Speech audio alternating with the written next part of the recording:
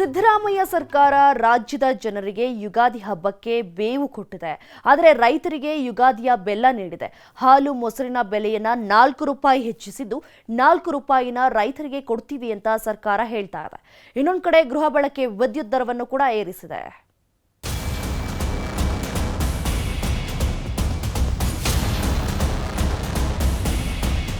Metro ticket ದರ ಏರಿಕೆ ಮಾಡಿದ್ದಾಯಿತು. Bus ticket ದರ 3 ರಿಂದ 10 ರೂಪಾಯಿ ಏರಿಸಿದ್ದಾಯಿತು. ಮುದ್ರಾಂಕ ಶುಲ್ಕ ಏರಿಸಿದ್ರು. ಪೆಟ್ರೋಲ್ ಡೀಸೆಲ್ ಲೀಟರ್ಗೆ 2 ರೂಪಾಯಿ ಏರಿಕೆ ಮಾಡಿದ್ರು. ಆಸ್ತಿ ನೋಂದಣಿ ಶುಲ್ಕವನ್ನ ಲೆಕ್ಕಕ್ಕಿಲ್ಲದಂತೆ ಏರಿಸಿದ್ರು. ಈಗ ಸಿದ್ದರಾಮಯ್ಯ ನೇತೃತ್ವದ ಗ್ಯಾರಂಟಿ ಸರ್ಕಾರ ಮತ್ತೆ ಬೆಲೆ ಏರಿಕೆ ಮಾಡಿದೆ.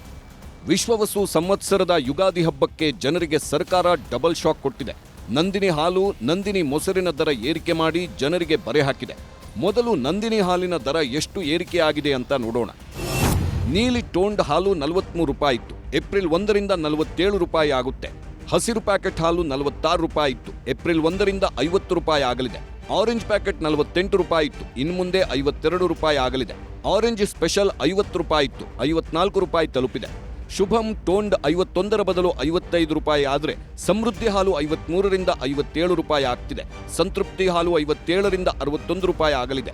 ಇನ್ನು ಮೊಸರು 1 ಕೆಜಿಗೆ 50 ರೂಪಾಯಿ ಇತ್ತು. ಇನ್ನು ಮುಂದೆ ಮೊಸರು 54 ರೂಪಾಯಿ ಆಗಲಿದೆ. ಗ್ರಾಹಕರಿಗೆ ಬೆಲೆ ಏರಿಕೆ ಬರೆ ಹಾಕಿದೆ ಸರ್ಕಾರ ನಿಜ.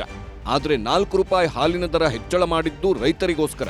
ದರ ಏರಿಕೆಯ ಅಷ್ಟೂ ಹಣನೂ ರೈತರಿಗೆ ಕೊಡ್ತೀವಿ ಅಂತ ಪಶುಸಂಗೋಪನಾ ಸಚಿವ ವೆಂಕಟೇಶ್ ಹೇಳಿದ್ರೆ, ರೈತರಿಗೆ ನಿರ್ವಹಣೆ ವೆಚ್ಚ ತಗ್ಗಿಸಲು ಬೆಲೆ ಏರಿಕೆ ಮಾಡಿದ್ದು ಅಂತಾರೆ ಸಹಕಾರ ಸಚಿವ ರಾಜಣ್ಣ.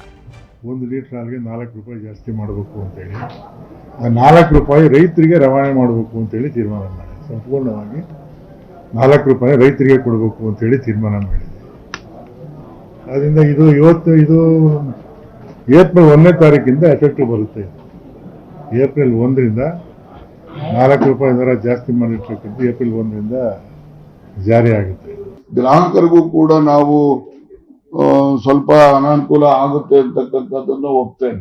ಆದರೂ ಕೂಡ ನಾವು ಏನು 4 ರೂಪಾಯಿಯನ್ನು ಹೆಚ್ಚಿಸಿರ್ತಕ್ಕಂಥ ಹಣ ಪೂರ್ಣವಾಗಿ ರೈತರಿಗೆ ಇದನ್ನ ನಾವು ತಲುಪಿಸ್ತಕ್ಕಂಥ ಹಿನ್ನೆಲೆಯಲ್ಲಿ ಅವರೆಲ್ಲರೂ ಕೂಡ ಸಹಕಾರ ಕೊಡಬೇಕು ಗ್ರಾಹಕರು ಅಂತಕ್ಕಂಥ ಮನವಿನೂ ಕೂಡ ಈ ಸಂದರ್ಭದಲ್ಲಿ ಮಾಡಲಿಕ್ಕೆ ಬಯಸ್ತೇನೆ.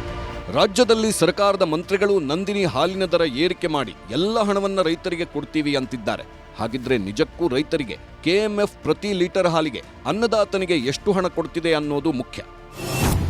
ಆ ಲೆಕ್ಕನೂ ನೋಡೋದಾದ್ರೆ ಪ್ರತಿ ಲೀಟರ್ ಹಾಲನ್ನ ಸರ್ಕಾರ ರೈತರಿಂದ 31 ರಿಂದ 34 ರೂಪಾಯಿಯಷ್ಟು ಕೊಟ್ಟು ಖರೀದಿ ಮಾಡ್ತಾರೆ.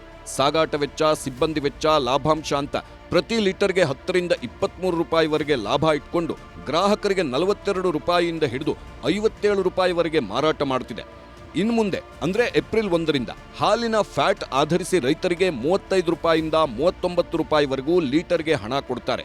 ಕೆಎಂಎಫ್ನವರು ಸಾಗಾಟ ವೆಚ್ಚ, ಸಿಬ್ಬಂದಿ ವೆಚ್ಚ, ಲಾಭಾಂಶ ಅಂತ ಪ್ರತಿ ಲೀಟರ್ಗೆ 10 ರಿಂದ 23 ರೂಪಾಯಿವರೆಗೆ ಲಾಭ ಇಟ್ಕೊಂಡು ಗ್ರಾಹಕರಿಗೆ 46 ರೂಪಾಯಿಯಿಂದ ಹಿಡಿದು 61 ರೂಪಾಯಿವರೆಗೆ ಮಾರಾಟ ಮಾಡ್ತಾರೆ. ಸರ್, ನಮಗೆ ರೈತರಿಗೆ ಸೇರುವಂಥದ್ದಾದರೆ ಯಾವುದಕ್ಕೂ ತೊಂದರೆ ಇಲ್ಲ. ಅವರು ಮಧ್ಯವರ್ಗದವರಿಗೆ ಜನಕ್ಕೆ ತಲುಪಬಾರ್ದು, ಬಂದು ಡೈರೆಕ್ಟ್ ರೈತರಿಗೆ ಸೇರುವಂಥದ್ದಾದರೆ ರೈತರು ಭಾರಿ ಕಷ್ಟದಲ್ಲಿದ್ದಾರೆ. ಒಳ್ಳೇದಲ್ಲ ಸರ್ ರೈತರಿಗೆ. ಇವಾಗ 33 ರೂಪಾಯಿ ಕೊಡ್ತಾ ಇದ್ದಾರೆ. ಈಗ 4 ರೂಪಾಯಿ ಹೆಚ್ಚುವರಿ ಮಾಡಿದರೆ 37 ಆಗುತ್ತಲ್ಲ. ಇದಿಷ್ಟು ನಂದಿನಿ ಹಾಲಿನ ದರ ಏರಿಕೆ ಸುದ್ದಿ ಆದ್ರೆ, ರಾಜ್ಯದ ಜನರಿಗೆ ಗೃಹಜ್ಯೋತಿ ಹೆಸರಲ್ಲಿ ಫ್ರೀಯಾಗಿ ಕರೆಂಟ್ ಕೊಡ್ತಿದ್ದೀವಿ ಅಂತಿದೆ ಸರ್ಕಾರ.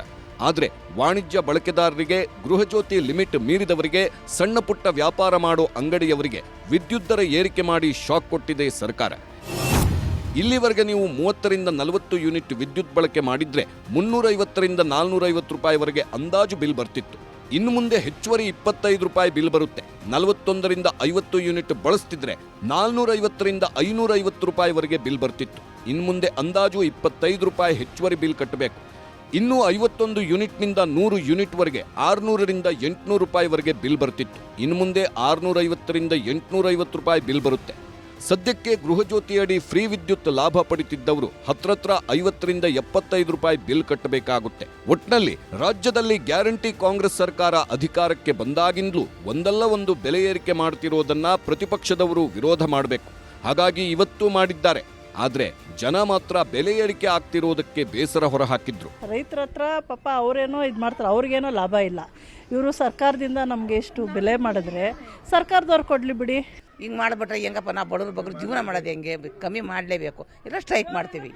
ಮುಂದೆ ಏರಿಸ್ಲಿಲ್ದಂಗೆ ಇದೇ ರೇಟ ಇಟ್ಟರೆ ಇನ್ನೂ ಚಲೋ ಆಗತ್ತೆ. ಮತ್ತು ಹಂಗೆ ಏರ್ಸ್ಕೊಂತ ಹೋದ್ರೆ ಸರಿ ಅನ್ಸೋಲ್ಲ, ನಮಗೂ ತ್ರಾಸ ಆಗತ್ತೆ, ತುಂಬ ತೊಂದರೆ ಆಗುತ್ತೆ. ಸೊ ಈಗಾಗಲೇ ಏರಿದೆ, ಮತ್ತೆ ಏರಿಸಬಾರ್ದಂತ ನಮಗೆ ನಾವು ರಿಕ್ವೆಸ್ಟ್ ಮಾಡ್ಕೊತೀವಿ ಗೌರ್ಮೆಂಟಿಗೆ. ಏನೇ ಹೇಳಿ, ಬಲಗೈನಲ್ಲಿ 5 ಗ್ಯಾರಂಟಿಗಳನ್ನ ಕೊಟ್ಟ ಸರ್ಕಾರ ಎಡಗೈನಲ್ಲಿ ಜನರಿಂದಲೇ ವಸೂಲಿ ಮಾಡ್ತಿದೆ ಅನ್ನೋದಕ್ಕೆ ಇದಕ್ಕಿಂತ ಉದಾಹರಣೆ ಮತ್ತೊಂದಿಲ್ಲ. Bureau report, news 18.